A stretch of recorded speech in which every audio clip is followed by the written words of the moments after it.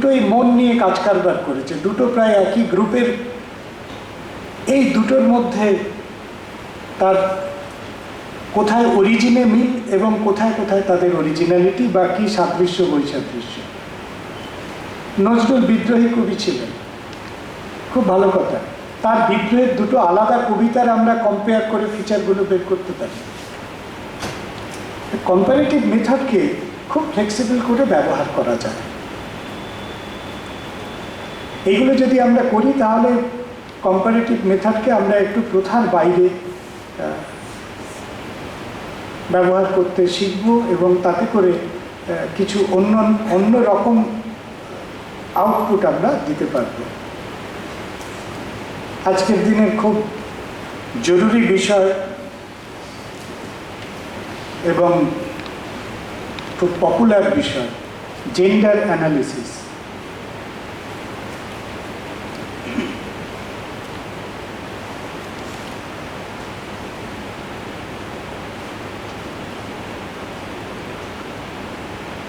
কি লক্ষ্য?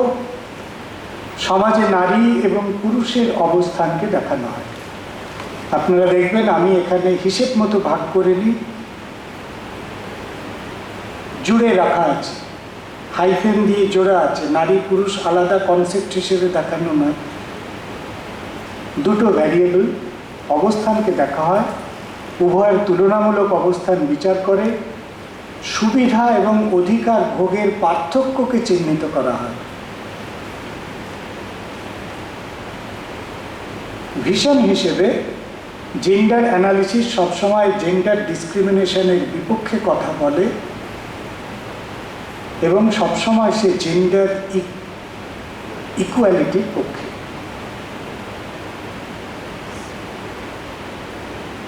এটা তার লক্ষ্যের দিক। ইদানিংকালে আমরা যে শুধু এই ধরনের জেন্ডার স্টাডিজ বা জেন্ডার অ্যাপ্রোচ সমালোচনার ক্ষেত্রে আমরা প্রয়োগ করছি তা নয়। এখনকার লিটারেচার কিন্তু অনেক বেশি তত্ত্ব ঘেঁষা, মানে জেন্ডার লিটারেচারই আলাদা করে তৈরি হচ্ছে। মানে আগের মতো আর সেই রকম নেই, এখন ইস্যু ভিত্তিক লিটারেচারও তৈরি হচ্ছে। আমি জাস্ট বলছি শিশু শ্রমিক, এই নিয়ে যদি আপনারা খোঁজাখুঁজি করেন দেখবেন এই থিমের উপরে ছোট গল্প তৈরি হয়েছে, কবিতা তৈরি হয়েছে। তো জেন্ডারের সঙ্গে একটা বিষয় আমি আর একটু পরিষ্কার করে দেব। জেন্ডার এবং নারীবাদ কাছাকাছি একই সঙ্গে কোলাবোরেট করে চলতে চায়, কিন্তু থিওরিটিক্যাল ক্ল্যারিটির জন্য আমি বলবো যে জেন্ডার ও নারীবাদ ঠিক এক জিনিস নয়, কনসেপচুয়ালি এক জিনিস নয়। নারীবাদ কেবল নারীর কথা বলে, নারীর বিশেষ সমস্যাকে আলোকিত করে, মানুষ হিসেবে নারী যেখানে বঞ্চিত সেখানে প্রতিবাদ করে। তার প্রেক্ষিত পুরুষতন্ত্র, মানে সবসময় পুরুষতন্ত্রের প্রেক্ষিতে নারীর অবস্থান, এই থিওরিটিক্যাল ফ্রেমটা থাকে। জেন্ডার স্টাডি কিন্তু তা নয়। জেন্ডার স্টাডি আলাদা করে কোনো তন্ত্রকে সেই অর্থে চিহ্নিত করে না।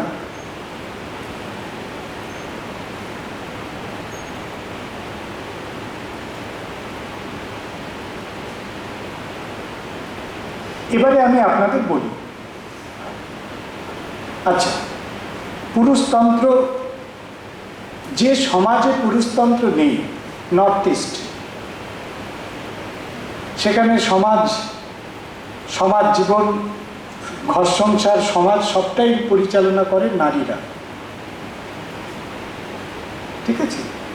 তো সেখানে তো পুরুষতন্ত্র নেই, তাহলে এই থিওরি সেখানে অকেজো। কারণ একটা সিস্টেমে মানুষ হিসেবে নারীরা বঞ্চিত যদি হয় সেটা যেমন প্রশ্ন, আর একটা সিস্টেমে মানুষ হিসেবে পুরুষরা যদি বঞ্চিত হয়ে থাকে সেটাও প্রশ্ন। জেন্ডার স্টাডি কিন্তু দুটোকেই অ্যাড্রেস করতে সক্ষম। সেক্ষেত্রে নারীবাদ একটা বিশেষ সোশ্যাল সিস্টেমে কাজ করে, এই থিওরিটিক্যাল লিমিটেশনগুলো আছে। ফলে জেন্ডার অ্যানালিসিস অনেক বড় প্রেক্ষিতে কাজ করে। আর আলাদা করে কারোরই বক্তব্য নিয়ে আমার কোনো পক্ষে বিপক্ষে বলার কিছু নেই, কারণ যে যার এজেন্ডা জেন্ডারের নারীবাদের আছে। তবে জেন্ডার এবং নারীবাদী ভাবনা অনেকগুলো বাস্তব জিনিসকে তুলে এনেছে। অনেক কথা আমরা মানি বা না মানি, অনেক বাস্তব সত্যকে তুলে এনেছে। যে কোনো কারণে হোক, একবার কিছু ওই মুর্শিদাবাদ অঞ্চলে কোনো একটা এনজিওদের কাজের সূত্রে একবার ওখানে গিয়ে একটি ছড়া শুনেছিলাম। ছড়াটা আপনাদের আমি বলি, কারণ ছড়াটা সাহিত্য, সবাই শুনে থাকবেন। এটি কিন্তু একটি মানে জেন্ডার ভয়েস। ওই দেখা যায় বাপের বাড়ি, শ্বশুর বাড়ি ওই, তোমার বাড়ি কই গো মেয়ে, তোমার বাড়ি কই। মানে মেয়েদের হয় বাপের বাড়ি আছে, নয় শ্বশুর বাড়ি আছে। সে প্রশ্ন করছে যে তোমার বাড়ি কোনটা? বাপের বাড়িটাও তোমার নয়, শ্বশুর বাড়িটাও সেই অর্থে তোমার নয়, তোমার বাড়ি কোথায়? এই যে একটা ছড়া তৈরি হয়েছে, হতে পারে ফ্যাব্রিকেটেড, কিন্তু একটা ভয়েসকে তুলে ধরে। এই ধরনের উপাদান যখন আমরা পাই, তখন আমরা এই জেন্ডার স্টাডি বা জেন্ডার অ্যানালিসিস বা আমি জেন্ডার অ্যানালিসিসের পক্ষে, কারণ সেটা অনেক বেশি একটা, অনেক অপশন তার অনেক বেশি।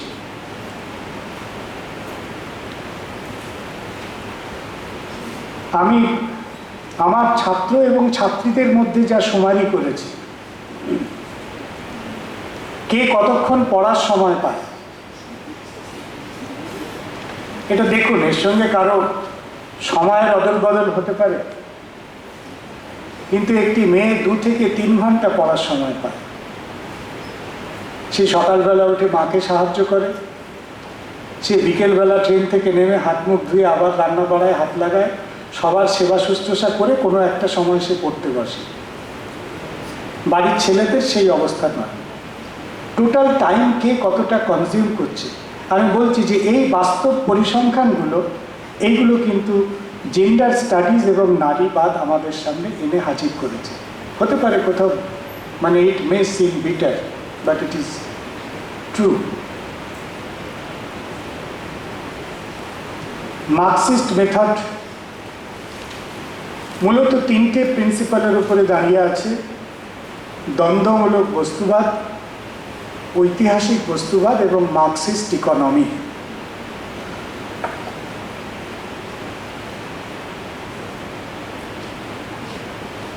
এইটা তো আপনাদের চেনা মডেল, যে ডায়ালেকটিক মেটেরিয়ালিজম তিনি হেগেল এবং ফয়েরবাখ দুটোকে মিলিয়ে ফ্রেম করেছিলেন।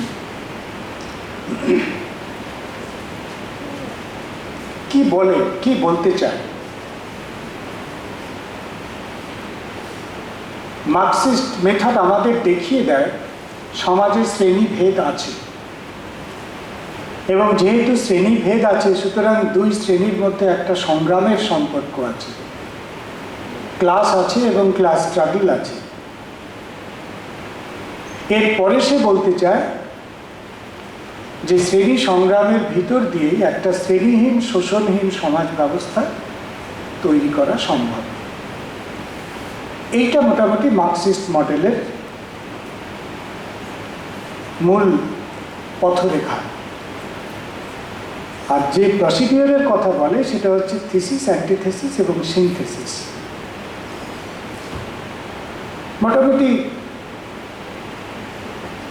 বেশ কিছু সাহিত্য আছে যেগুলোকে মার্কসিস্ট মডেল দিয়ে বিচার করলে আমরা সমাজের অন্তত 2 শ্রেণীর মধ্যে যে প্রবল সোশ্যাল ডিস্টেন্স, সামাজিক দূরত্ব, সেগুলোকে খুব ভালো চিহ্নিত করতে পারি।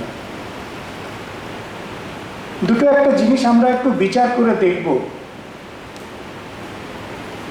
মানে Marxist method as a theoretical tool আমরা কয়েকটা জিনিস একটু বিচার করে দেখব। একটা বড় কনসেপ্ট হচ্ছে শ্রেণী শত্রু। এই কনসেপ্টের উপরে দাঁড়িয়ে কিভাবে ব্রাদারহুডে পৌঁছানো যায় আমি জানি না, হতে পারে আমার চিন্তার সীমাবদ্ধতা। But the term is enemy. যে থিওরি একটা কনসেপ্টকে ধরেই নেয় এনিমি, একটা কনস্ট্যান্ট ফিচার, সে থেকে কি করে ব্রাদারহুডে যাবে, এইটা আমার কাছে এখনো পরিষ্কার না। সেকেন্ড কথা হচ্ছে যে ক্লাস কনফ্লিক্ট, শ্রেণী সংগ্রাম ঠিক আছে, শ্রেণী সমন্বয়ের ভিতর দিয়েও কিন্তু একটা ট্রান্সফরমেশন হওয়ার সম্ভাবনা থাকে। এই সম্ভাবনাকে সে বিচার করেনি, এটা একটা লিমিটেশনের দিক। কিন্তু মার্কসিস্ট মডেলের প্রধান গুণ, যেটার জন্য আজকে সারা পৃথিবী জুড়ে, সারা পৃথিবীর তাত্ত্বিক মহলে মার্কসিস্ট মডেলের সমাদর, প্রথম মার্কসিস্ট মডেল আমাদের জানালো সোশিওলজিক তত্ত্বে যে সমাজকে পরিবর্তন করা সম্ভব। এইটা তার বিরাট বড় অবদান। এটা মানুষকে, যারা সমাজের একটা ব্যবস্থার বিরুদ্ধে লড়াই করে, তাদের কাছে একটা বিরাট শক্তির মতো। সুতরাং কার্ল মার্কসের মডেল একটা তত্ত্ব ভাবনা হিসেবে তার সীমাবদ্ধতা থাকতেই পারে, অনেক ভাবনারই সীমাবদ্ধতা আছে, কিন্তু তার যেটা গুণ সেটা খুবই। এবং এই যে থিসিস, অ্যান্টিথিসিস, সিনথেসিসের এই যে ডায়ালেকটিক্স, এইটা কিন্তু একটা পুরোপুরি একটা সায়েন্টিফিক প্রসেস। মানে মার্ক্সবাদ কারো ভালো ব্যক্তিগতভাবে লাগুক বা না লাগুক, এই প্রসেসটাকে কিন্তু ইগনোর করা যাবে না। আমি শুধু ভারতবর্ষের প্রেক্ষিতে এই শ্রেণী সমন্বয়ের সম্ভাবনার কথা একটু এক্সিকিউট করার কথা ভাবি। শ্রেণীভেদ আছে, ঠিক আছে, আমাদের যে বর্ণ ব্যবস্থা ছিল সেটাও কিন্তু একটা শ্রেণী বিভাজনের উপরে দাঁড়িয়েছিল, কিন্তু সেটা কোনো ক্লাস কনফ্লিক্টের জায়গায় আদিতে ছিল না। চাতুর্বর্ণাং মায়া সৃষ্টম গুণ কর্ম বিভাগস, গুণ এবং কর্ম অনুসারে, এবং সেখানে ক্লাস কোঅপারেশন উপরে দাঁড়িয়েছিল। তো আমাদের ভারতবর্ষ অন্তত ইতিহাসে দেখিয়েছে যে ক্লাস কোঅপারেশনের ভিতর দিয়েও একটা সমাজের স্থিতাবস্থা থাকতে পারে। এই সম্ভাবনাটুকু প্যারালালি থিওরিটিক্যালি বিচার করে। স্টাইলিস্টিক অ্যাপ্রোচ, এটা তো একেবারেই হাল আমলের বিষয়, এবং তার মূল প্রিন্সিপালগুলো এখানে, মূল তিনটে কথা অন্তত এখানে আমি বলেছি, যে সিলেকশন এবং স্পেসিফিক ক্যারেক্টারিস্টিক বা ইন্ডিভিজুয়াল ক্যারেক্টারিস্টিক এবং deviation, different forms of deviations stylistic অ্যাপ্রোচে দেখা হয়। ইদানিংকালে যারা টেক্সটের মাইক্রো স্টাডি করছেন তাদের ক্ষেত্রে এই অ্যাপ্রোচ আমরা দেখি। লেটেস্ট যে সমস্ত অ্যাপ্রোচগুলো এসছে তাদের মধ্যে একটি। সাবলটার্ন, গায়ত্রী চক্রবর্তী স্পিভাকের নাম আমি এখানে লিখিনি, কারণ আমি ধরেই নিয়েছি, যেহেতু এটা একটা মানে সকলে এখানে অধ্যাপক অধ্যাপিকারা আছেন, সব জিনিস এখানে লিখে রাখতে হবে এমনটা জরুরি নয় আর কি। আমি ধরেই নিয়েছি অনেক কিছু আপনাদের মধ্যে রয়েছে। তো ওয়েস্টার্ন ভিউ হিসেবে আমাদের কাছে এসেছে সাবলটার্ন, সমাজের যারা প্রান্তীয় মানুষ, পিছনের শ্রেণীর মানুষ। এখন এর অনেক প্যারালাল শব্দ বেরিয়েছে এবং বহু ক্ষেত্রে এই টার্মিনোলজিগুলো এত অস্পষ্ট, মানে কে সাবলটার্ন, কে দলিত, কে ব্যাকওয়ার্ড, হ্যাঁ, কে ওবিসি এ, কে ওবিসি বি, কিসের প্যারামিটারে, মানে এইগুলো ডিমার্কেট করা লিগালি এত জটিল এবং কঠিন যে আমি এটাকে বলে নিচ্ছি ওই সাবলটার্ন অ্যান্ড অ্যালায়েড কনসেপ্ট। মানে যে যেভাবে পারে নিজেকে যদি পিছড়ে বর্গ তার মধ্যে ঢুকিয়ে নিতে পারে ভালো হয় আর কি। আচ্ছা, এই ক্রাইসিসটা ছিল না যদি এটার সঙ্গে একটা সংরক্ষণের ব্যাপার ট্যাগ করা থাকতো। হ্যাঁ, যাই হোক, সেটা অন্য কথা। কিন্তু আমার কথা হচ্ছে যে সাবলটার্ন যারা পিছিয়ে পড়া, পিছড়ে বর্গ মানুষ, এদের কথা বলা হয়েছে, এবং সাবলটার্ন মানুষের ভয়েস ইদানিং লিটারেচারে উঠে আসছে। আলাদা করে দলিত সাহিত্যই লেখা হচ্ছে, আলাদা করে, মানে সাহিত্য একদম একটা বিশেষ চ্যানেলেই সাহিত্যটা লেখা হচ্ছে। যেমন বললাম শিশু শ্রমিকের উপরে সাহিত্য তৈরি হচ্ছে, তেমনি দলিত সাহিত্য তৈরি হচ্ছে। যাই হোক, তো এই প্রসঙ্গে আমাদের যেটা বলার, যে সাবঅল্টার্ন ভাবনা চিন্তা নিয়ে ওয়েস্টার্ন পরিস্থিতি থেকে তাদের একটা থিওরিটিক্যাল মডেল তারা তুলে এনেছে, যেই ভাবনাগুলোর সঙ্গে অন্যান্য ভাবনাগুলোর যোগসূত্র রয়েছে। কিন্তু আমাদের দেশে বিশেষ করে চৈতন্য থেকে নজরুল পর্যন্ত এই যে চারজন বড় বড় মানুষের নাম লেখা আছে, এরাও কিন্তু একটা সাবঅল্টার্ন জগৎকে নিয়ে ভাবনা চিন্তা করেছিল। সাবঅল্টার্ন ভাবনার মূল বৈশিষ্ট্য হচ্ছে যে একটা মানুষকে সে সোশ্যালি সাবঅল্টার্ন হিসেবে চিহ্নিত করে, মানে subaltern from the point of social category. এইটা কেবল তাত্ত্বিকরা করেছে তা না, আমাদের ভারতবর্ষের সংবিধানও এই কাজটা করেছে। আমি শুধু আপনাদেরকে জানিয়ে রাখি যে একটা কথা আমরা বলি যে এই যে এত রকম সংরক্ষণের জটিলতা যখন আসে, যারা গরিব মানুষ তাদেরকে আলাদা করে সংরক্ষণ দিলেই হয়, irrespective of caste, creed, religion. কিন্তু ভারতের সংবিধানে সেই প্রভিশন নেই। অর্থনীতির ভিত্তিতে কাউকে চিহ্নিত করার কোনো সুযোগ ভারতবর্ষের সংবিধানে তো নেই, সেটা করলে অসাংবিধানিক হবে। যেটা বলতে চাইছি, শ্রী চৈতন্যদেব, লালন, স্বামী বিবেকানন্দ, নজরুল এরা সমাজের দিক থেকে যে সাবঅল্টার্ন তাকে আইডেন্টিফাই করেছে। কিন্তু চৈতন্যদেব যেটা করেছিলেন, চণ্ডালোপি দ্বিজশ্রেষ্ঠ হরিভক্তি পরায়ণ, এর মডেল কি ছিল?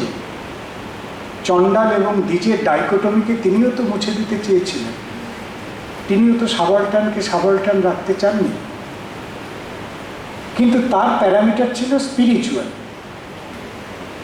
চৈতন্যদেব যখন একটা মানুষকে দেখছেন, তো he is perceiving a spiritual man, মানে আমাদের মধ্যে দুটো মানুষ হয়তো আছে। ওই গান আছে না, তোমার ঘরে বসত করে কয়জনা।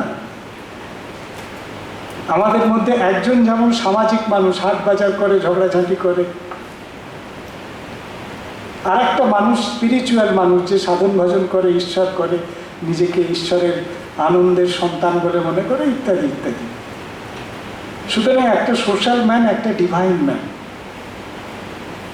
চৈতন্যদেব প্রথম কিন্তু মানে মানুষের ডিভিনিটি, ডিভাইন ম্যানকে আলাদা করে চিহ্নিত করে গেলেন।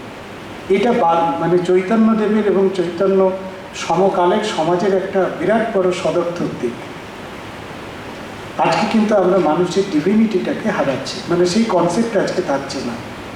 পশ্চিমী মডেল এসে খুব দ্রুত সবাইকে উইদিন কোড সোশ্যাল ম্যান করে তুলেছে। কিন্তু চৈতন্যদেব বললেন, কেউ যদি হরিনাম করে তাহলে ওই দ্বিজশ্রেষ্ঠ হরিভক্তি পরায়ণ, তার প্যারামিটার ছিল, তার প্রতিষেধক ছিল হরিভক্তি। ওই সময় ওইটাই ছিল। এখন ঠিক একই মডেল কিন্তু দুইয়ের ডিভিশনকে মুছে দেওয়ার কথা বলছে, কিন্তু সেটা বলছে অর্থনীতির ভিত্তিতে।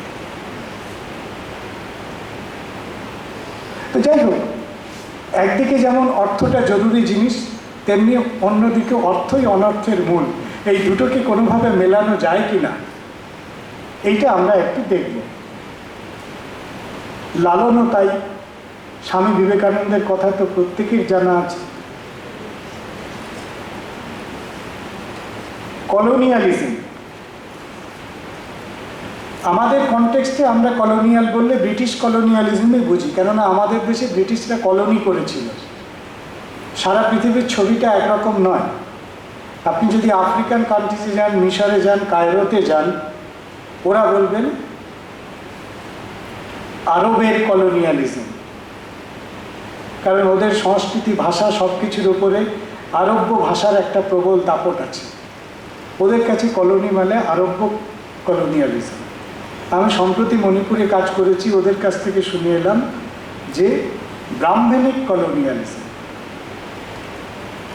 আমরা ছিলাম সোনাময়ী ধর্ম, পরে আমাদের দুটো কলোনাইজেশন হয়েছে, একটা বৈষ্ণবদের সূত্রে ব্রাহ্মণিক কলোনাইজেশন, আর একটা ব্রিটিশের সূত্রে আর এক রকম কলোনাইজেশন। ফলে কলোনিয়ালিজমকে বিভিন্নভাবে ব্যাখ্যা করা যাবে, কে কোনভাবে ব্যাখ্যা করবে সেটা অন্য কথা। আমাদের দেশে কলোনিয়াল পার্সপেক্টিভ এখনো পর্যন্ত একটা বড় জায়গা আলোচনা। জীবনীমূলক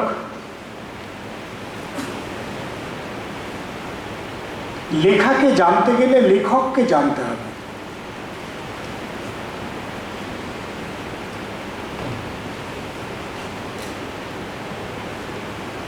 অথরের ইম্পর্টেন্স শুধু লেখার জন্য না, যে অথরের জীবনের যে ফ্যাক্টর তাকে অথর তৈরি করেছে।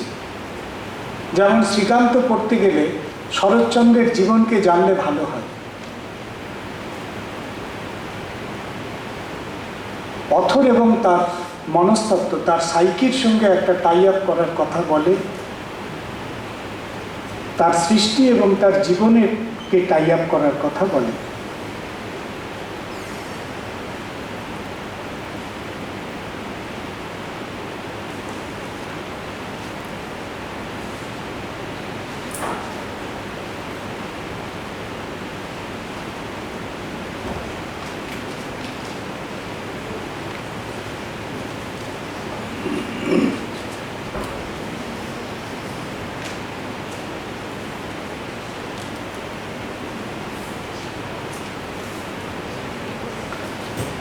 আমরা শেষের দিকে চলে এসেছি। গবেষণাপত্র কি করে প্রস্তুত করব তার একটা খুব দ্রুত, খুব সংক্ষিপ্ত একটা রেখায়িত উপস্থাপনা এখানে হতে চলেছে। তেতো ভালো না লাগলেও একটু খাওয়া দরকার।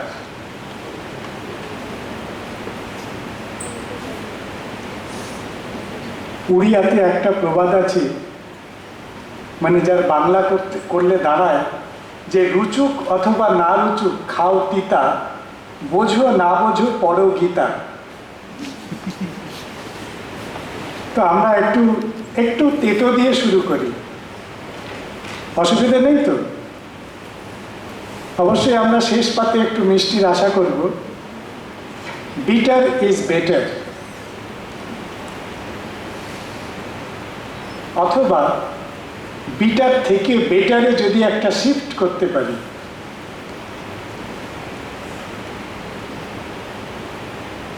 আমি কতগুলো কথা খুব একদম প্রত্যেককে নিজের ভেবে বলছি, মানে এখানে লিখেছি, সেইগুলো একটু এক ঝলক দেখে নেব, তারপরে আমরা যাব খুব বাস্তব মাটিতে দাঁড়িয়ে যেগুলো আমাদের জীবনের সামনে হাজির হয় সেই কথাগুলোই আমি আগে একটু সূচনা দিয়ে দিচ্ছি। রিসার্চের কাজ পার্টলি একাডেমিক কাজ এবং পার্টলি ক্লার্কের কাজ। এই টাইপিস্টের পিছনে ছোট রে, এই কাগজ শেষ হয়ে গেছে রে, এই কারেকশন করো রে, এই এটা হলো না সেটা হলো না, মানে একাডেমিক কাজের থেকে বেশি প্রায় 70% নন একাডেমিক কাজে যায়। ফলে যে সময়টা তুমি খুব ঠান্ডা মাথায় খুব কনসেন্ট্রেশন দিয়ে সাইকো অ্যানালিটিক মেথড লিখছো, হ্যাঁ, দেরিদা লিখছো, ফুকো লিখছো, তখন গবেষক। আর যে সময়টা ধর ব্রাদার্সে ছুটতে হচ্ছে, টাইপিস্টের কাছে দৌড়তে হচ্ছে, সেই সময় তুমি আমি ক্লার্ক। সুতরাং এই দ্বৈত সত্তায় আমাদের থাকতে হয়, পার্টলি ক্লেরিক্যাল জব। ফলে আমরা যদি রিসার্চ করি, আমরা কি কতটা ক্লার্কের কাজ করার জন্য প্রস্তুত থাকি, ক্লার্কশিপের দক্ষতা কতটা আছে তার উপরে নির্ভর করছে কত দ্রুত কাজটা সম্পন্ন হবে। এমফিল পিএইচডি করতে গেলে, এগুলো আমি বইয়ে লিখিনি, মাফ করবেন, এগুলো আপনারাও কোথাও লিখে ফেলবেন না আমার নামে। এমফিল পিএইচডি করতে গেলে অনেকগুলো জিনিস আগে বুঝে নিতে হবে, একদম টেকনিক্যালি পরিষ্কার বুঝে নিন। প্রথমত সুপারভাইজার একজন তো নির্দিষ্ট থাকবেন। বহু ক্ষেত্রে আমরা নানান রকম কথা শুনি, সুতরাং better to understand your supervisor. University, বিশ্ববিদ্যালয়, কলেজ যেখানেই হোক না কেন, কোনো এনজিওর গবেষণা, কোনো প্রতিষ্ঠানের গবেষণা যেখানেই হোক না কেন, যে সিস্টেমে কাজ করতে হবে সেই সিস্টেমটাকে ভালো করে বুঝে নিই, যে কোন সিস্টেমে আমাকে কাজ করতে হবে। শুধু তাই না, কোথাও একটা গবেষক হিসেবে আপনার যখন রেজিস্ট্রেশন হচ্ছে, অ্যাসাইনমেন্ট হচ্ছে, অ্যাপয়েন্টমেন্ট হচ্ছে, তার লিগাল ফ্রেমও আপনাকে বুঝে নিতে হবে, যে আইনত আমি কোন জায়গায় দাঁড়িয়ে, আমার কোনটা করণীয়, কোনটা কতটা সময় করণীয়, ইত্যাদি ইত্যাদি। সিস্টেমকে বুঝতে হবে, লিগাল ফ্রেমকে বুঝতে হবে। এরপরে আপনাকে বুঝতে হবে সাবজেক্ট। আপনি যে বিষয় নিয়ে কাজ করবেন এই সাবজেক্ট সম্পর্কে আপনার পরিষ্কার একটা ধারণা থাকতেই হবে। তারপরে থাকতে হবে টাইম ফ্রেম। আমি বহু মানুষকে দেখেছি পুরোনো দিনের, সব দুবার করে রেজিস্ট্রেশন করিয়েছে, শেষ পর্যন্ত আর কাজ শেষ হয়নি। 25 বছর ধরে একটা গবেষণা করে কোনো আউটপুট নেই। ভালো গবেষক, খুব খুব সিরিয়াস গবেষক, মানে তার মনে হয়েছে যে একটা কাজ ধরতক্তা মাপেরেক করে হয় না, সুতরাং যথেষ্ট সময় দিতে হয়। 10 বছর সময়টা কোনো সময় নয়, 15 বছর সময় হয়তো লাগে। এই করতে করতে আর সময় হয়ে ওঠেনি। মানে ওই পরিণতিটা এড়ানো খুব দরকার। টাইম ফ্রেম একটা আছে, হঠাৎ হুড়মুড় করে মাথার ওপরে একটা সেমিনার এসে পড়ে, জমা দেওয়ার এসে পড়ে, এটা যেন না হয়। সেকেন্ড কথা হচ্ছে, আপনার রিসার্চ আপনারই দায়িত্ব। পরিষ্কার করে বুঝে নেওয়া ভালো, your research is your own responsibility. Guide যিনি আছেন, সুপারভাইজার যিনি আছেন, তিনি ফেসিলিটেট করবেন, তিনি বলবেন, টেকনিক্যাল গাইড করবেন, সরিষাহুত করবেন। আপনার রিসার্চ বার করে দেওয়ার দায়িত্ব আপনারই, আর কারো নয়।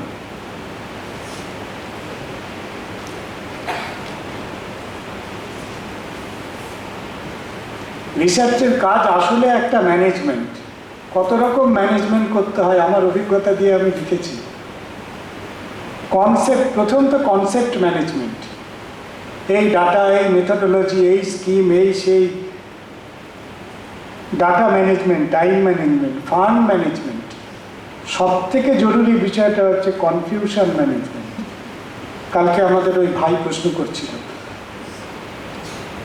যে 2 রকমের ডাটা আমাকে, 2-3 রকমের ডাটা আমাকে কনফিউজড করে। আমরা ডিসিশন নিতে পারি না, মনে হয় পক্ষপাতিত্ব হয়ে যাচ্ছে, হয়ে যাবে কি না। কনফিউশন ম্যানেজমেন্ট একটা বড় পার্ট, আপনাকেই করতে হবে। যত লোকের সঙ্গে পরামর্শ করবেন তত বেশি বিভ্রান্ত হবে। আমি দেখেছি এরকম প্রচুর বিভ্রান্তি। এগুলো সব আমার বাস্তব অভিজ্ঞতা থেকে।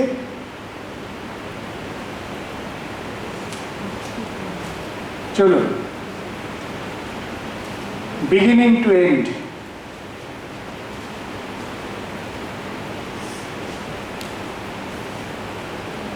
খাঁচা কি হবে?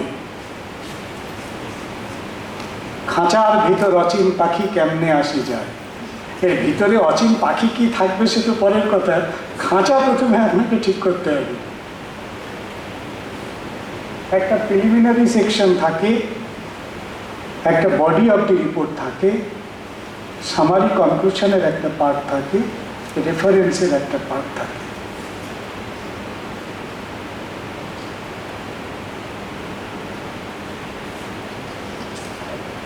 টাইটেল পেজ ইদানিংকালে এর বিভিন্ন বিশ্ববিদ্যালয়ের বিভিন্ন স্ট্যান্ডার্ড তৈরি হয়েছে।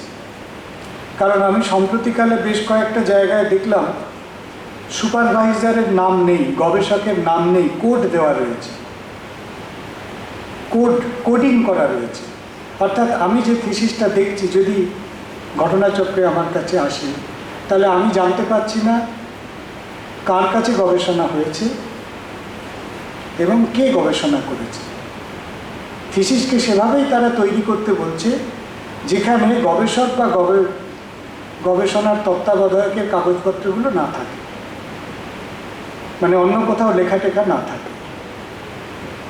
নানান বাস্তব কারণে এই সমস্ত জিনিস করা হয়েছে। সুতরাং স্টাইল শিট যেটা আছে সেটা ইউনিভার্সিটির স্টাইল শিট আপনাদেরকে দেখে নিতে হবে। এটা একটা সম্ভাব্য আদল মাত্র। যদি এরকম কোনো রেস্ট্রিকশন না থাকে তাহলে মোটামুটি টাইটেল পেজ এরকম হবে। নিজের নামটা যেন থাকে, ভালোবেসে অন্য বন্ধুর নাম লিখে দেবেন না।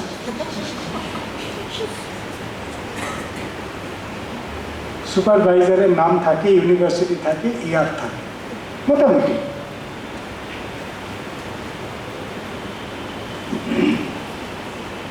এরপরে কতগুলো জিনিস ট্র্যাডিশনালি অন্তত কলকাতা সংলগ্ন বা অন্যান্য বিশ্ববিদ্যালয়গুলোতে এখনো পর্যন্ত আছে, কিন্তু বিদেশি বিশ্ববিদ্যালয়গুলো এই অংশগুলোকে বাদ দিয়ে দিয়েছে। এই সুপারভাইজারের সার্টিফিকেট, স্কলারের ডিক্লারেশন, যেহেতু ওখানে আইডেন্টিটি ডিসক্লোজ হয়ে যায়, ওইগুলোকে তারা অমিট করে দিয়েছে। ওগুলো আলাদা করে লুজ পেপারে ডিক্লারেশন নিয়ে নেয়, থিসিসের সঙ্গে থাকে না।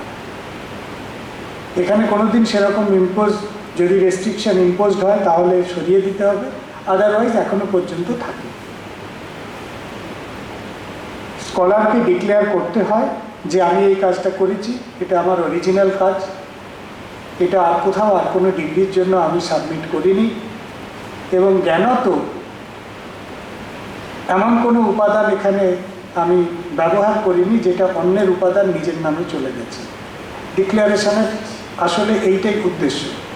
কারণ ইদানিং এত নেটের জগৎ এখন এত বিস্তৃত যে এখন কোনো সুপারভাইজারের পক্ষে বোঝা অসম্ভব কোথায় থেকে কি আছে। তবে এইটা শুনে আনন্দের কোনো কারণ নেই, কারণ বিশেষত সায়েন্সের জার্নালগুলোতে এখন বিভিন্ন যারা পিয়ার রিভিউড জার্নাল, তারা একটা বিশেষ সফটওয়্যার রাখে, সেখানে একটা আর্টিকেল ফেললেই কিন্তু সে সঙ্গে সঙ্গে দেখিয়ে দেবে কোথায় থেকে কি কতটা সেখানে আনা হয়েছে। ফলে এমন নয় যে এখন কিন্তু এগুলো সফটওয়্যার ডিটেক্ট করে। যাই হোক, তো ডিক্লারেশনের মূল উদ্দেশ্য সেটাই। কন্টেন্ট যাবে, চ্যাপ্টার ডিভিশন যাবে, সূচিপত্রের এইরকম একটা গঠন হবে।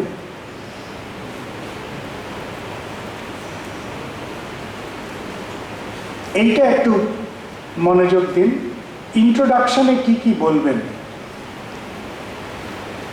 Main focus of research. এখানে ব্রড রিসার্চ প্রবলেমটা যেরকম বলতে হবে, তেমনি স্পেসিফিক রিসার্চ, স্পেসিফিক ফোকাসটাও আমাকে বলতে হবে। যেমন আমি ব্রড রিসার্চ বললাম, আমি আধুনিক যুগ এবং মধ্যযুগের মধ্যবর্তী কবিয়ালদের সম্পর্কে, কবিগান সম্পর্কে আলোচনা করছি। এর মধ্যে আমার ফোকাস এরিয়া হচ্ছে রূপচাঁদ পক্ষী, কি গোজলা গুঁই, কি ভোলা ময়রা, অথবা তিনজন, এরা আমার স্পেসিফিক ফোকাস।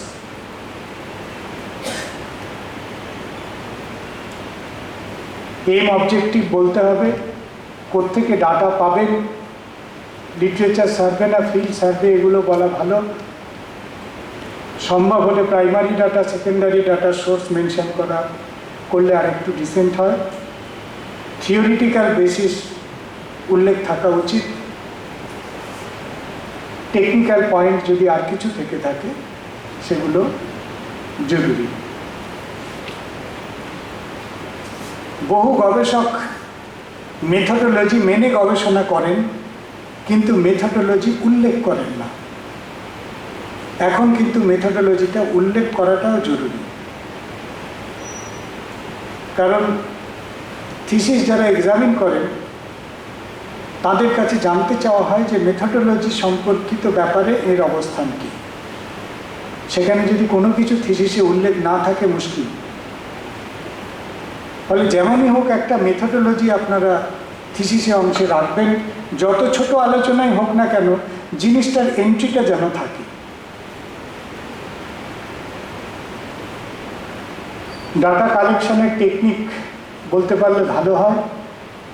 ডাটাকে ক্লাসিফিকেশন করা হতে পারে, কোডিং করা হতে পারে, মেমোইং করা হতে পারে, যার যেরকম প্রয়োজন। নাম্বারিং করা যেতে পারে। ডাটা অ্যানালিসিস অবশ্যই থাকবে, এবং কি প্যারামিটারে অ্যানালিসিস হলো যদি বলা হয়। তাহলে আরেকটু ভালো হয়। গোটা রিসার্চের স্কিমটা একটু দেখিয়ে দিতে পারলে ভালো হয়।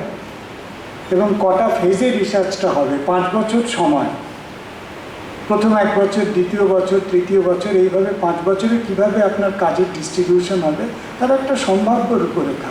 আমি জানি সবসময় ওই রূপরেখা অনুসারে কাজ চলে না, কিন্তু কিছু একটা বলতে হয়। এরপরে চ্যাপ্টারের অ্যারেঞ্জমেন্টগুলো গেলে যতগুলো চ্যাপ্টার আপনাদের থাকবে, 1, 2, 3, 4, 5 যাই হোক না কেন, পরে অ্যানালিসিস যাবে। অ্যানালিসিসের সঙ্গে যাবে theoretical standpoint, chart, diagram, graph, map, আর কিছু যদি থাকে, ছবি টবি। তো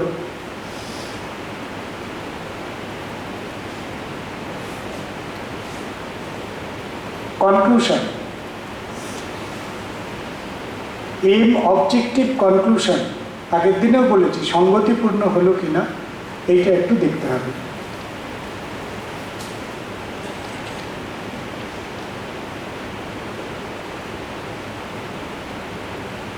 গোটা থিসিসে আমি নতুন কি সংযোজন করলাম, অরিজিনাল কন্ট্রিবিউশন কি, এইটাকে একটু বলে দিতে পারলে ভালো হয়।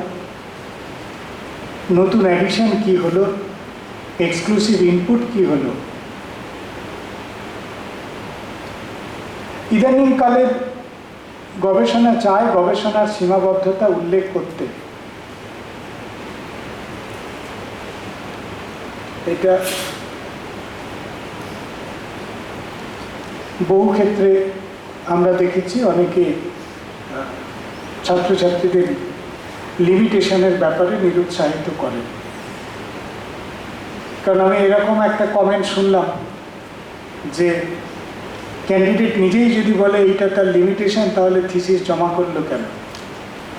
পুরনো দিনের ঘরানার মানুষ, তাকে তো বোঝানো মুশকিল যে ইদানিংকালের মেথোডোলজিতেই এসেছে। এক্ষেত্রে মেথোডোলজি যাই রেকমেন্ড করুক না কেন, সেক্ষেত্রে হয়তো এই জায়গাগুলোকে অমিট করে রাখা দরকার।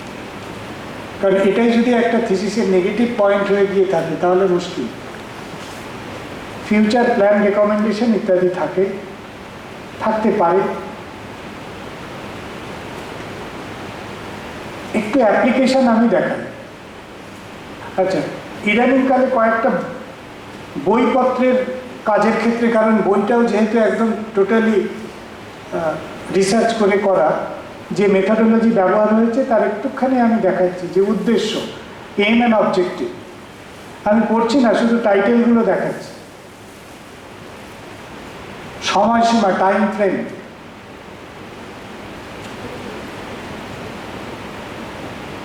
টিম যারা কাজ করেছে। আগের দিনে বলছিলাম যে গোটা কাজটা করার পরে একটা পিয়ার রিভিউ টিমের মাধ্যমে কাজটাকে রিভিউ করানো হয়। এতে করে বইয়ের কোয়ালিটি, কাজের কোয়ালিটি অনেক বেটার হয় বলে আমার ধারণা। তথ্য সংগ্রহের কৌশল, এগুলো বলে দিতে হবে। তথ্য বিশ্লেষণের কৌশল যদি সম্ভব হয় বলা যেতে পারে, কারণ এটা গবেষণার আরেকটু গুণগতভাবে, এমনি অ্যানালিসিস তো প্রত্যেকে করছেই, কিন্তু কি প্যারামিটার ধরে অ্যানালিসিস করছে সেগুলো যদি যে বলতে পারবে, ধরে নেওয়া হয় তার ক্ল্যারিটি অনেক বেশি। এখানে জেনারেল ফিচার আছে, স্পেসিফিক ফিচার আছে, বিভিন্ন ল্যাঙ্গুয়েজ টেক্সট, মিউজিক টেক্সট, এটা যেহেতু গানের ছিল। এখানে একটা ইউনিফর্ম অ্যানালিসিস প্যাটার্ন ব্যবহার করা হয়েছে, অর্থাৎ সমস্তগুলো ডাটা একটা ইউনিফর্ম প্যাটার্নের ভিতর দিয়ে সেগুলোকে টেস্ট করা হবে। গুরুত্ব, সীমাবদ্ধতা দুটোই মেনশন করা আছে। গবেষণার ব্যয়ভার সম্পর্কে একটু ওয়াকিবহাল থাকা ভালো। আমি একজন গবেষককে জানি, তিনি আমাকে এসে বললেন, স্যার থিসিস মোটামুটি 1,500 পাতা আমি লিখেছি। আমি সর্বনাশের মাথায় বাড়ি, তো মোটামুটি ভিটে মাটি চাটি করে দেওয়ার মতো উপক্রম। 1,500 থিসিস শুধু বাঁধাই করতে, প্রিন্ট করতে কত লাগবে ধারণা আছে? তাকে অঙ্ক কষে, হিসেব কষে বোঝালাম। সুতরাং টাকা সরকারি দিক বা টাকা নিজের গ্যাস থেকেই যায়, সরকার আপনার পাশে থাক বা আপনি আপনার সরকার হন, একটু ব্যয়ভারের ব্যাপারে সচেতন থাকা ভালো। গবেষণার ফলশ্রুতি, পরবর্তী পরিকল্পনা। আচ্ছা, এইটাকে গবেষণার স্কিম বলে। গোটা চ্যাপ্টার ডিভিশন কিভাবে হয় তার একটা টোটাল লেআউট, অর্থাৎ গোটা থিসিসটার অ্যারেঞ্জমেন্টটাকে একটা পাতায় বোঝানো। এটা দেখলে বোঝা যাবে যে কীভাবে কাজটা। একটু আমি এটা বলবো না, ছেড়ে দেবো? আচ্ছা, এখানে হচ্ছে fixing a topic, aim and objective. তারপরে হচ্ছে রিসার্চ স্ট্র্যাটেজিগুলোকে এখানে আইডেন্টিফাই করা। লিটারেচার সার্ভে আছে, ফিল্ড সার্ভে আছে, ইন্টারভিউ আছে, অন্যান্য কালেকশন আছে। এই সমস্ত সূত্র থেকে ডাটা কালেকশন হলো, ক্লাসিফিকেশন এবং কোডিং হলো। এখানে ডাটাকে কোডিং করেছিলাম আমরা। তারপরে অ্যাঙ্গেল অফ ডাটা ইন্টারপ্রিটেশন, অন্তত 6টা প্যারামিটার দিয়ে আমরা ডাটাগুলোকে ইন্টারপ্রেট করার কথা ভেবেছি। তারপরে চ্যাপ্টারাইজেশনগুলোকে ক্লাসিফাই করে আমরা এক একটা চ্যাপ্টার করেছি, এবং প্রত্যেকটা চ্যাপ্টার হওয়ার পরে আমরা গোটা জিনিসটাকে নিয়ে পিয়ার রিভিউ টিমের কাছে ফেলেছি, এডিট করেছি। In conformity to their recommendation final কাজটা হয়েছে। এইটা মোটামুটিভাবে একটা কাজের একটা রূপরেখা। এই মোটামুটি আমরা একটা থিসিসের কিভাবে আমরা থিসিস সাজাবো, তৈরি করব, তার একটা একদম কাঁচা মোটা একটা রেখায়িত উপস্থাপনা।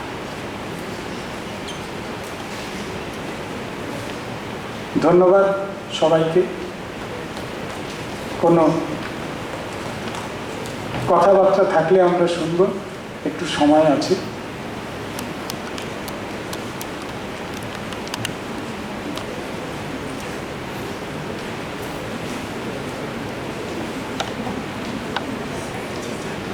আপনাদের কারোর প্রশ্ন থাকলে একটু কাইন্ডলি সামনে চলে আসবেন, আমাদের মাইক্রোফোন দেওয়া রয়েছে। এখানে এসে আপনাদের শিক্ষা প্রতিষ্ঠানের নাম এবং আপনাদের প্রশ্নটি যতটা সংক্ষেপে বলা যায় ততটা বলবেন।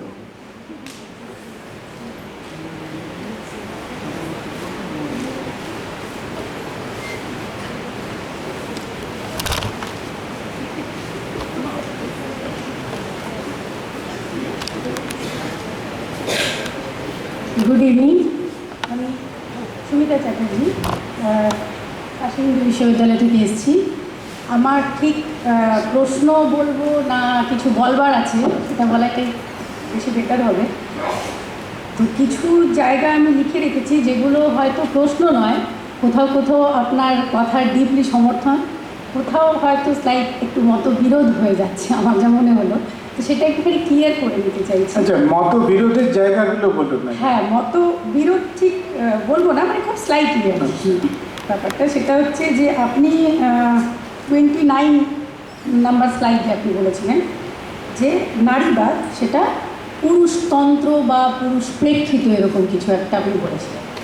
29 নাম্বার নারী মানে নারীবাদ বলতে নারীবাদী ভাবনার মূল সোশ্যাল পার্সপেক্টিভটা অবশ্যই। হ্যাঁ, সেখানে আপনি বলেছিলেন যে নারীবাদ পুরুষ, এই যে সমাজ প্রেক্ষিত পুরুষতন্ত্র। না, সমাজ প্রেক্ষিতটা হচ্ছে পুরুষতান্ত্রিক সমাজ, সোশ্যাল পার্সপেক্টিভটা হচ্ছে পুরুষতন্ত্র। এটা আমার যদ্দূর মনে হয় যে আমি কিছু ওমেন স্টাডিজের মানে ক্লাস জাস্ট মানে নিজের কিউরিওসিটির জন্য আমি অ্যাটেন্ড করেছি। তো তার থেকে আমার যেটা মনে হয়েছে যে পুরুষ নারীবাদ কথাটার মধ্যে কিন্তু কোথাও পুরুষতন্ত্রর প্রেক্ষিত বলে কোনো কথা থাকতে পারে না। আমার যা মনে হয় যে নারীকে, যেটা আমাদের স্বামীজি বলেছেন যে মেয়েদেরকে মেয়েদের মতন করে বড় হতে দাও, সেখানে মেয়েরা নিজেরাই বুঝে নেবে যে তাদের জন্য কোনটা ভালো কোনটা খারাপ। আর এই নারীবাদের মধ্যে পুরুষ থাকাটা আমার মনে হচ্ছে যে খুব বেশি, মানে এটা একেবারে আধুনিক চিন্তাধারা হতে পারে না। মেয়েরা মেয়েদের মতন, যেটা আপনি বললেন যে তোমার শ্বশুর বাড়ি ওটা, বাপের বাড়ি ওখানে, তোমার বাড়ি কোথায়। তো এই যে নিজের জায়গাটাকে নিজে চিনে নেওয়া, এখানে কিন্তু কোথাও পুরুষ আসতে পারে না। মেয়েদের নিজের জায়গাটাকে নিজেরা চিনে নেওয়াটাই হচ্ছে নারীরা, আমার যা মনে হয়েছে আর কি। তো এখানে একটুখানি আপনি যে পুরুষতন্ত্র বলেছেন, সেখানে আমার একটুখানি খটকা লেগেছিল, তাই বললাম বেশ। যে সে কারণে এই কথাটা বলা আর কি। যে আমাদের স্বামীজিও বলেছিলেন এই একই কথা, সে কথা একটু তুলে ধরেই বললাম। আর আপনার সাইকো অ্যানালিটিক মেথড যেটা 25 নাম্বার ইয়েতে ছিল, সেখানে আমার ঠিক এর আগের যে এই স্লাইডটাতে আমার মনে কিছু প্রশ্ন এসেছিল, যেটা আমি পরের স্লাইডে তার উত্তর পেয়ে গেছি। আর আমি খুব ডিপলি তার সমর্থন করি আর কি আপনার কথাটা, যে আমরা ফ্রয়েড বা আমরা মনস্তত্ত্ব বলতেই বুঝি যে এই ফ্রয়েডের ত্রিস্তরীয় যে গঠন আপনি যেটা বলছেন, ফ্রয়েড যখনই আমরা কোনো স্ট্রিম অফ কনসিয়াসনেস আসতে চাই আমাদের সাহিত্যে মনস্তত্ত্ব, মানেই আমরা সোজাসুজি চলে যাই ফ্রয়েড। তো সেই ফ্রয়েডে না গিয়ে আমার মনে হয় যে আমাদের ভারতীয় চিন্তা চেতনায় আরও অনেক ধাপ রয়ে গেছে, যেটা ফ্রয়েড তার পাশ্চাত্যের হিসেবে ফ্রয়েড সেটাকে নিজের মতন 3টে ধাপে করেছেন। কিন্তু আমার যেটা মনে হয় যে ভারতীয় মনস্তত্ত্বের যখন আমরা বিশ্লেষণ করতে চাই, তখন সেখানে অনেকগুলো আরও অনেক ধাপ আমরা খুঁজে পাই, যেগুলো নিয়ে আমাদের আলোচনা, মানে থিসিস বা পিএইচডি করতে গেলে, গবেষণা করতে গেলে সেখানে সেগুলোর আমাদের আলোচনার দরকার। সে আমাদের ভারতীয় পুরাণ থেকে বলুন আর যেখান থেকে বলুন, কারণ এই যে স্ট্রিম অফ কনসিয়াসনেস, এই কথাগুলো কেমন যেন একটা মানে খুব এখন আউটডেটেড বলে মনে হয়। তো এখানে আপনাকে মানে খুব ডিপলি আমি সমর্থন করলাম আপনার এই কথাটা, সব প্রশ্নের উত্তর সেখানে পেলাম। আর মনে হচ্ছে ফ্রয়েড বলুন বা মার্ক্সবাদ বলুন, মার্ক্সবাদের যে মার্ক্সবাদ নিয়ে আমাদের ধরুন প্রথম মানে স্বাধীনতা পূর্বে যে মার্ক্সবাদ এসেছিল, তার থেকে মার্ক্সবাদের এখন ভাঙন অনেকটাই হয়েছে। তো সে বিতর্কে আমরা না গিয়ে আমাদের মনে হয় যে আমাদের সব কিছুতে আমরা বিদেশের দিকে না তাকিয়ে থেকে আমাদের যে নিজেদের একটা স্বাধীন চিন্তাধারা রয়েছে বা একটা স্বাধীনতার একটা জায়গা রয়েছে, সে জায়গাটাকেই আমাদের বেশিভাবে দেখানো দরকার। আমরা কথায় কথায় পাশ্চাত্যের অমুক এই বলেছেন, ফ্রয়েড এই বলেছেন, কি মার্ক্সবাদে এই রয়েছে, সেগুলোকে না তুলে ধরে আমাদের নিজেদের ভারতীয় যে চিন্তা চেতনা, সেদিকটা একটুখানি গবেষণার ক্ষেত্রে নিয়ে আসা প্রয়োজন বলে মনে হবে। তো প্রথম দিন মহারাজ বলেছিলেন আমাদেরকে যে আপনাদের কিছু বলবার থাকলে যেই লেকচারের পরে আপনাদের বলবার থাকবে সেটাই সার্থক লেকচার। তো আমার এই কথাগুলো মনে হয়েছে আর কি করতে করতে। তো এই বিষয়ে আপনার যদি কিছু আরও বলার থাকে তো বলতে আরও ভালো লাগবে। ঠিক আছে, আমি আলাদা করে কিছু বলার নেই। আমি একটা জিনিস, যেটা আমি গতকালই যেটা দিয়ে শুরু করেছি, যে কোনো একটা বিষয়ে ডিসএগ্রিমেন্ট হতেই পারে এবং নলেজ কিন্তু ডিসএগ্রিমেন্টের ভিতর দিয়েই ডেভেলপ করে। ফলে কোনো একটা বিষয়ে আমি যে অবস্থানটা নিয়েছি, এটার একটু আপনি যেটা বললেন স্লাইট পার্থক্য, এটা যদি একেবারে কট্টর একটা অবস্থান নিতেন আমি হয়তো আরও খুশি হতাম। হ্যাঁ, তার কারণ এটাই কিন্তু মানে একাডেমিক মোবিলিটির একটা জায়গা তৈরি করে। নারীবাদের যে পুরুষতন্ত্রের বিরোধ, এটা কিন্তু বা পুরুষতন্ত্রকে আমরা সামনে রেখে পুরুষকে আলাদা একটা জায়গা দিয়ে দিলাম, দিয়ে মেয়েরা একটা আলাদা জায়গায় বা পুরুষের সমকক্ষতা করতে চাইলাম, সেটা কিন্তু নারীবাদ হওয়ার কথা না। নারীবাদ মেয়ে, সে মেয়েরা মেয়েদের মতন করে বড় হয়ে উঠবে। মেয়েদের তার জন্য পুরুষের বিরোধিতা বা পুরুষের তন্ত্রের একটা যে এই যে আপনি একটা স্ট্রাকচার দেখালেন যে ছেলেরা এত ঘন্টা পড়তে পারে, মেয়েরা এত ঘন্টা করতে পারে না, হ্যাঁ, তো সেটা কিন্তু নয়। মেয়েদের যেটা স্বভাব, আপনি যদি কোনো মেয়েকে বলে থাকেন যে তুমি এই যেমন একটা পুরুষ সে বাইরে গেলে, আমি যেমন আজকে বাইরে এসেছি, তো আমার হাজব্যান্ড বাইরে গেলে হয়তো ঘরের কথা অতটা চিন্তা করেন না যতটা আমি চিন্তা করি। এটা মেয়েদের একটা বায়োলজিক্যাল বলতে পারেন বা একটা স্ট্রাকচার, এটা মেয়েদের। তো এই স্ট্রাকচার কিন্তু শেখাতে হয় আলাদা করে।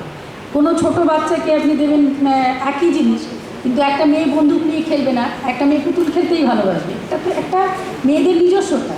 তো মেয়েরা সেই নিজেদের নিজস্বতা নিয়ে বড় হয়ে উঠুক, সেটাই আমার মনে হয় স্বামীজিও চেয়েছিলেন এই একই জিনিস। আর সে কারণে এখানে নারীবাদ বলতে গেলে পুরুষ কিছু এখানে যদি চলে আসে সেটা কিন্তু আমার মনে হয় খুব পুরনো একটা ধারণা হবে, সেটা নতুনভাবে আমাদের ভাবনার জায়গা থাকছে না, সেটাই মনে হয়েছে। না, ঠিক আছে, ঠিক আছে। আমি যেটা আমার এখানে বলবার লক্ষ্য সেটা হচ্ছে যে জেন্ডার স্টাডি যারা করছেন তাদের একটা তাত্ত্বিক অবস্থান আছে, তাদের থেকে একটু বাইফার্কেট করে যারা আলাদা করে নারীবাদী উইদিন কোড হয়ে উঠছেন আর কি, তাদের কিন্তু মূল ভিত্তিটাই কিন্তু তারা নারীবাদী নয়। তারা, আমি সেটা বলছি না, তাদের মূল তাত্ত্বিক ভিত্তিটাই কিন্তু পুরুষতন্ত্রকে আশ্রয় করে, যা কিছু সর্বনাশ নারীদের সবটাই পুরুষের জন্য, এরকম একটা চরম অবস্থান আমরা দেখি।